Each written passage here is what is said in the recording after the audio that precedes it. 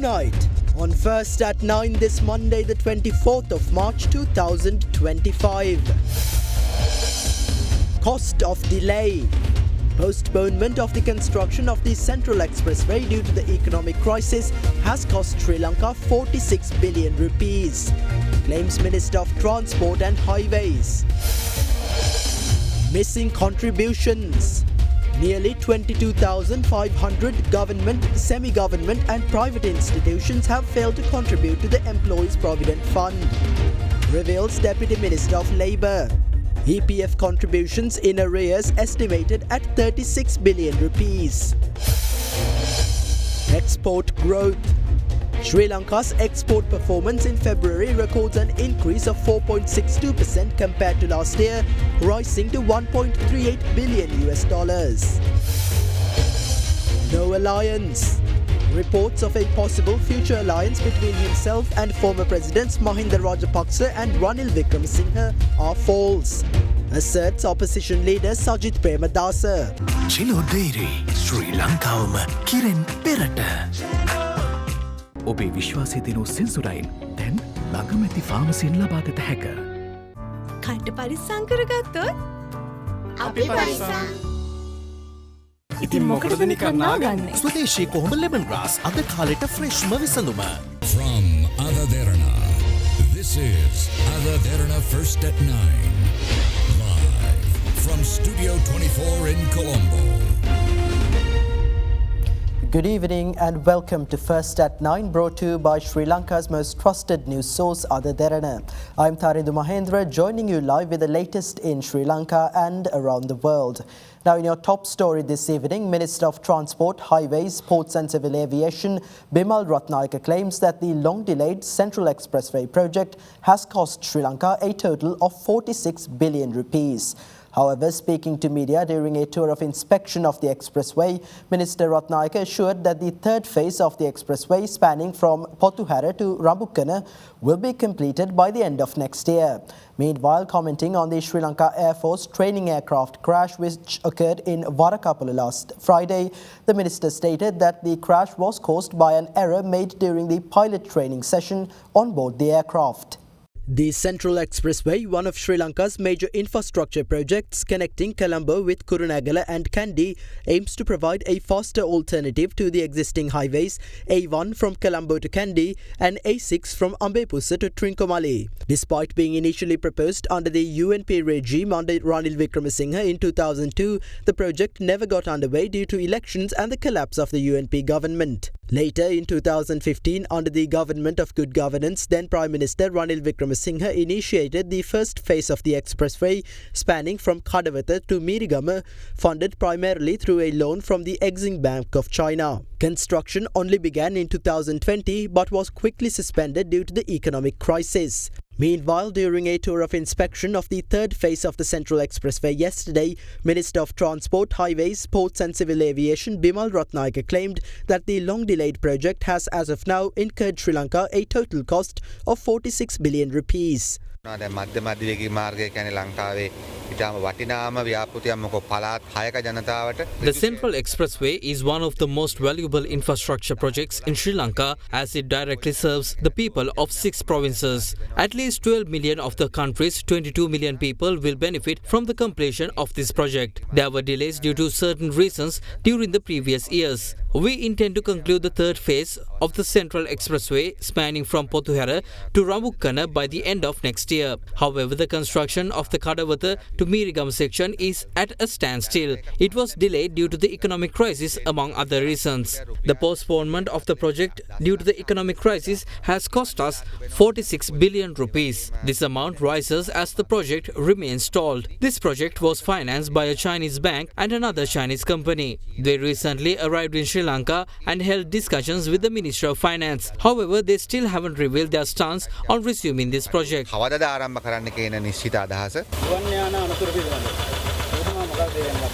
ගුවන් හමුදාවටත් ගුවන් යානයක් කුරුණෑගල දිස්ත්‍රික්කයේ පාදනීය ප්‍රදේශයේ මිනුවන්ගට ප්‍රදේශයේ මිනි වැටීම The Defence Secretary sent me the report on the incident in question. A mechanical malfunction was not the cause of this incident. There was no issue with the engine or the condition of the aircraft. It is not an all plane. The crash was caused by a mistake made during the training session. That's what had happened. Nothing more. එකට සම්බන්ධ නැහැ කියන එක තමයි තාක්ෂණික වාර්තාව අනුව තිබුණේ. පිරිපුන් ජීවිතයකට ඔබ සමගින් පෙරට යූනියන් ඇෂුරන්ස්. චන්දුරුසුනේ කාගෙන් මනාපේ සිංහ TV සඳහා සුපිරි deal.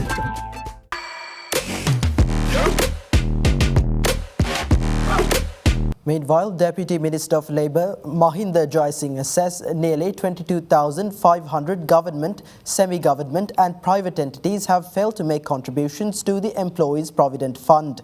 The Deputy Minister added that the EPF contributions in arrears are estimated at 36 billion rupees. We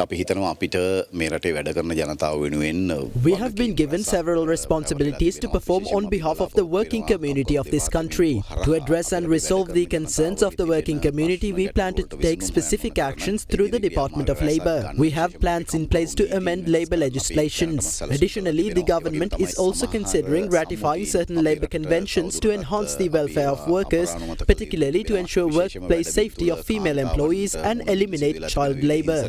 Over 22,450 government, semi-government and private entities have failed to contribute to the Employees Provident Fund. The EPF contributions in arrears from these companies are estimated at 36 billion rupees. The government will take action in this regard in due course. Sri Lanka's export earnings in February this year amounted to $1.38 billion, recording an increase of 4.62% compared to a year earlier. The Export Development Board reported that the export performance is also an increase of 2.58% compared to January this year.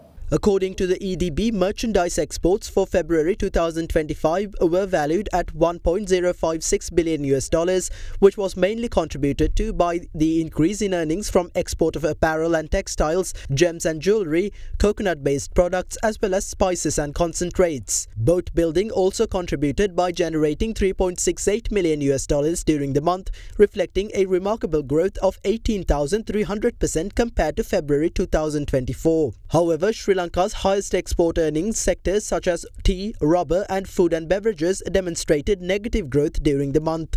In contrast, services exports for February 2025 were estimated at $326.14 million, marking a 24.37% increase over the corresponding period in 2024. The estimated value of ICT exports is expected to increase by 32.14% to $141.89 million in February 2025 from last year, while the estimated value of logistics and transport services is expected to increase by 34.91% to $170.47 million.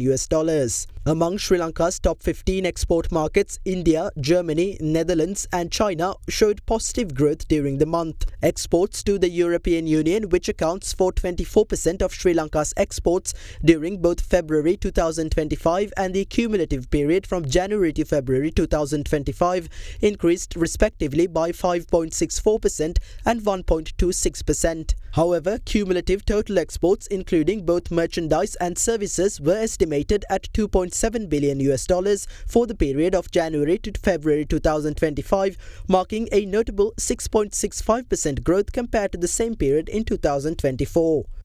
Fast track your career from O levels with eSoft.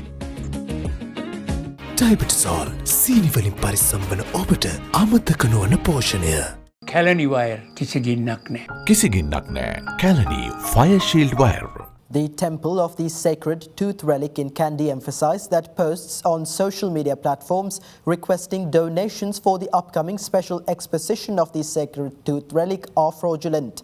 Releasing a statement, the Communications Division of the temple said no individual, group or organization has been authorized to collect donations for the event.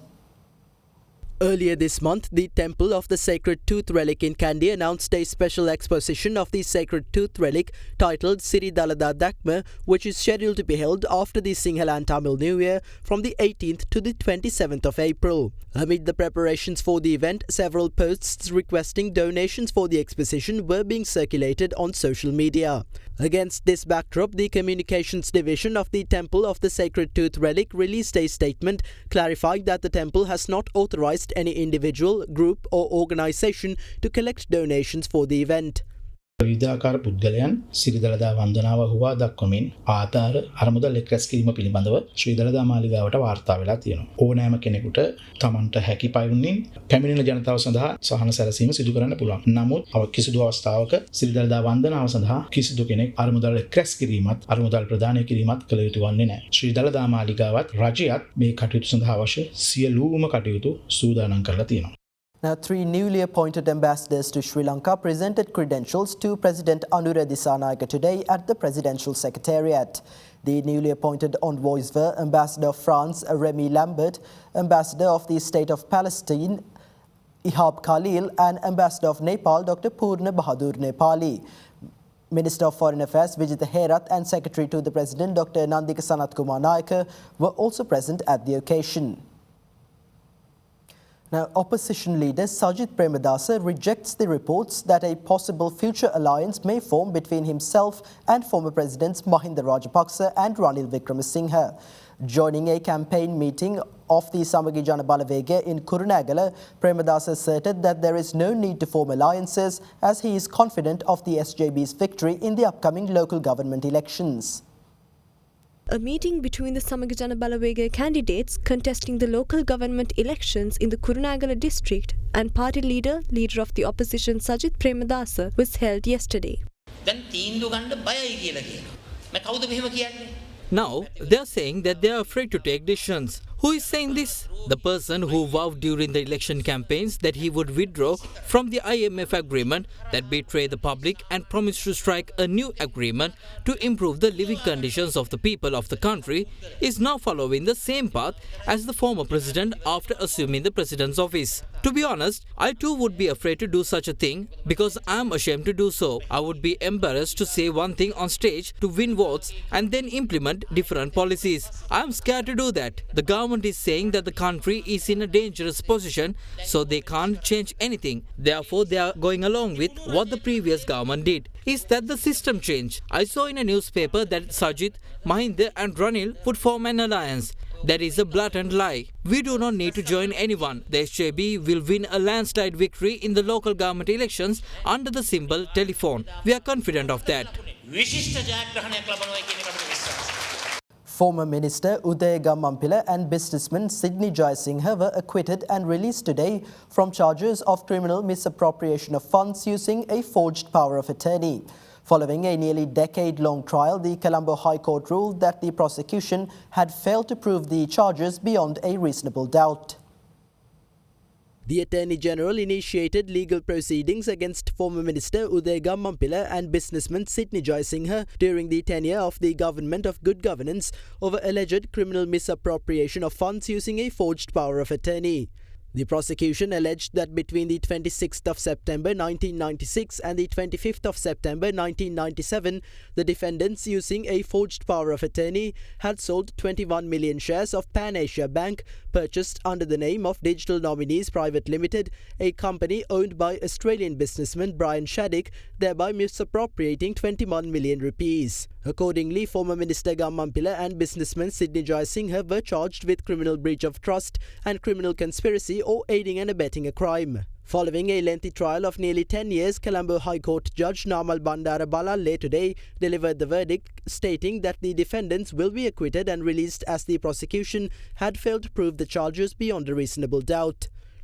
අවුරුදු 25ක දේශපාලන ජීවිතය තුළ In my 24-year political career, I have never faced charges on theft. Regardless of whether I represented the government or opposition, I raised my voice against corruption even when it was committed by someone from my own side. Because it couldn't be proven that I had stolen even a single pen belonging to the government, in order to silence me, the corrupt who disliked us raising our voices against corruption brought Brian Shadick, who has been convicted of lying to the Australian Supreme Court, to this country and filed false charges. We suffered for a decade because of it. However, the court today ruled that these charges were false. Despite how many false charges are brought against those who raised their voices against corruption, it was once again proven that there is an independent judiciary in this country that will come to their aid. We salute the courts that stood for justice.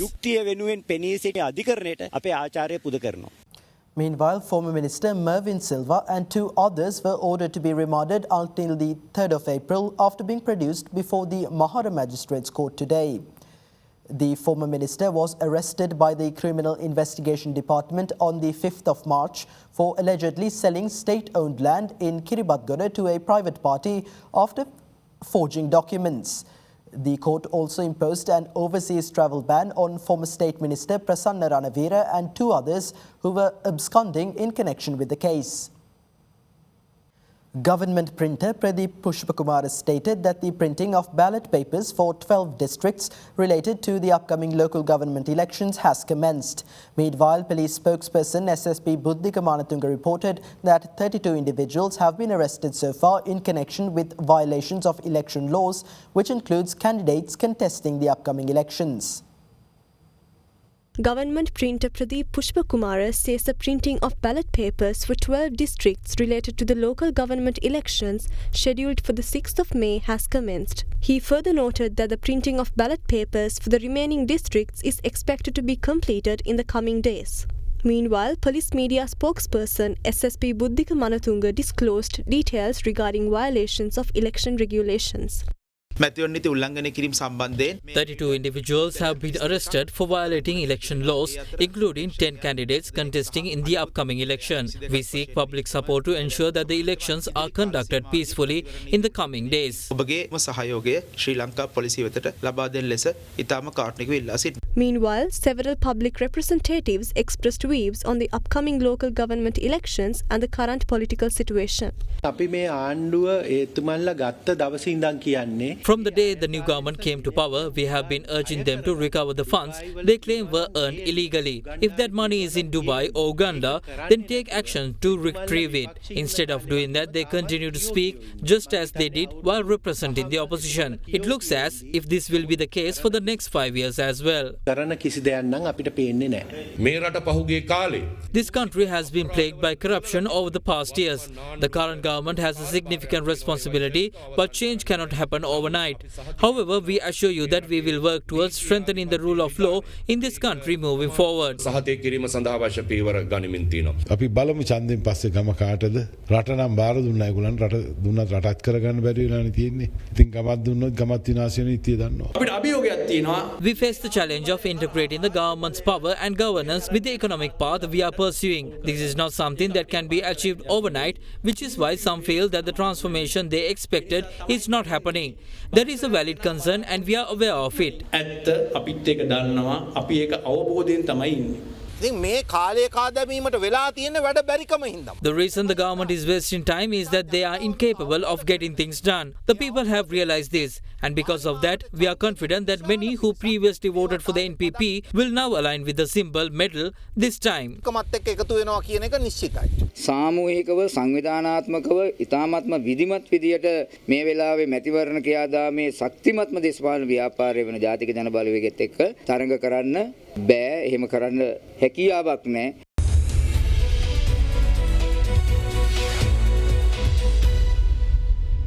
Welcome back. You're joining First at 9 once again on Other Derana 24. Now, Central Bank Governor Dr. Nandalal Veerasinghe says the primary reason for the prevalence of financial fraud in Sri Lanka is the lack of financial literacy among the public. He made this remark while participating in a central bank campaign to educate the public on digital financial services held in Nuwara. The Central Bank of Sri Lanka conducted a digital payments promotion campaign on the 22nd and 23rd of March in Nuwara with the participation of Central Bank Governor Dr. Nandalal Weerasinghe. The event, which was organised to promote and educate the public on digital financial services, also saw the participation of mobile payment app service providers, including banks, finance companies and e-money service providers such as telecommunication companies, as well as micro, small and medium-sized enterprises. The responsibility of promoting digital services to the public falls on several parties. First, as the regulator of digital payment systems, the Central Bank of Sri Lanka has a key role to play. Additionally, Lanka Pay, the facilitator of the digital payment system, also bears significant responsibility. Then come financial institutions, which must commit to this initiative, along with vendors ranging from small and medium-sized enterprises to large supermarkets. One of the main reasons digitalization is being misused in the country is the lack of financial and economic literacy. A lack of knowledge can lead to harmful activities, especially when financial transactions are involved. This is an issue that must be addressed separately. That is why the CBSL, while promoting digitalization, is also conducting a dedicated program to enhance the financial and economic literacy of the public. Even well-educated individuals have fallen victim to financial fraud. It is important to recognize that education and financial literacy and understanding are two separate concepts. When individuals lack the latter, their vulnerability to financial fraud increases significantly.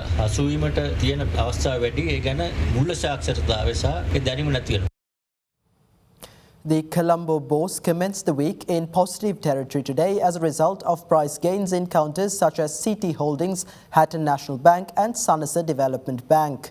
The all-share price index closed 0.21% higher at 15,912.61 points, while the S&P SL20 edged down by 0.816% to close at 4,759.06 points.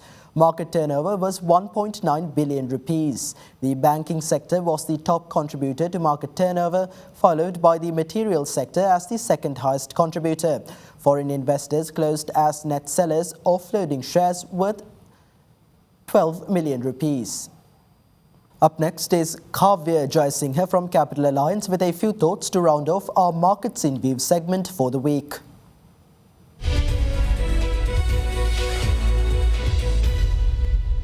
The domestic stock market rose throughout previous week. The S&P SL20 increased by 0.68% from 4,734 to 4,766, while the ASPI rose by 0.12% from 15,860 to 15,879. Market turnover increased by 41% to 9.637 billion rupees. Furthermore, the government raised 143 billion rupees last week through Treasury bill auctions, where interest rates reduced on 3, 6 and 12-month bills by 2, 2 and 9 basis points respectively.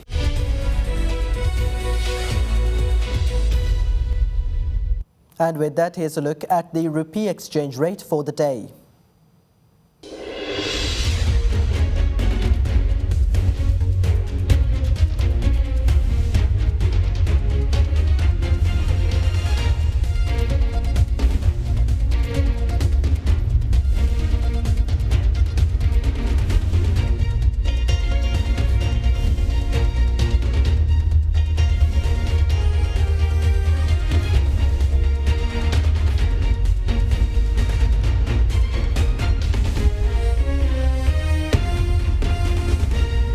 Now, the Derana Media Group's Manusat Derana today handed over 5 fully refurbished ambulances to the Minister of Health. This project was carried out in collaboration with the Madura Vitanage Foundation.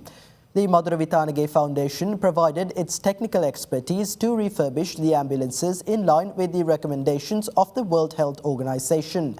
The first phase of the project, which involved the repair of 6 ambulances, was completed on the 8th of August 2021, and the ambulances were handed over to the Ministry of Health for distribution to hospitals. The second phase, involving the repair and handover of the remaining 5 ambulances, was successfully completed today at the Derana offices. The ambulances were received by the Deputy Minister of Health, Dr. Hansaka Vijayamuni, on behalf of the Ministry of Health. And with that, here's a look at more local news across the island in brief. 57 suspects were arrested during a raid conducted at a hotel in the Uswatakeyawe area of Pamunugama during a party which had been organized via the social media platform Instagram involving illegal narcotics. Participants of ages ranging from 18 to 35 were found to have been under the influence of crystal methamphetamine and cannabis. The owner of the hotel was also arrested while in possession of 3 grams and 200 milligrams of crystal methamphetamine. Meanwhile, a stock of high-duty goods including turmeric, ginger, cosmetics and cashew nuts imported into the country, hidden in 3 containers as belonging to individuals working in Dubai, were seized by Sri Lanka Customs. The value of the goods is estimated to be 120 million rupees. Customs suspects that an organized criminal gang may have been involved in the importation of these goods. In other local news, a toddler tragically passed away after mistakenly consuming diesel from a bottle at home, mistaking it for a soft drink. The parents had immediately admitted the child to Base Hospital in Kites. The child was then transferred to Jaffna Teaching Hospital for further treatment, but despite receiving treatment, the 1-year and 9-month-old had passed away. Now this just in, the UK government has imposed sanctions on 4 individuals which it claims are responsible for serious human rights abuses and violations during the Sri Lankan civil war, including extrajudicial killings, torture and or perpetuation of sexual violence. Those sanctions include a former head of the Sri Lankan Armed Forces, General Shavendra Silva, former Navy Commander, Admiral of the Fleet, Wasantha Karannagoda, former commander of the Sri Lankan Army, General Jagat Jayasuriya, and former military commander of the terrorist group, the Liberation Tigers of Tamil Eelam, Vinayagamurthy Muralidharan, also known as Karuna Amman. The measures, which include UK travel bans and asset freezes, target individuals responsible for a range of violations and abuses, such as extrajudicial killings during the civil war, the UK's Foreign Commonwealth and Development Office said in a statement today. And that's all for tonight on First at 9. Thank you for joining. Have a great night.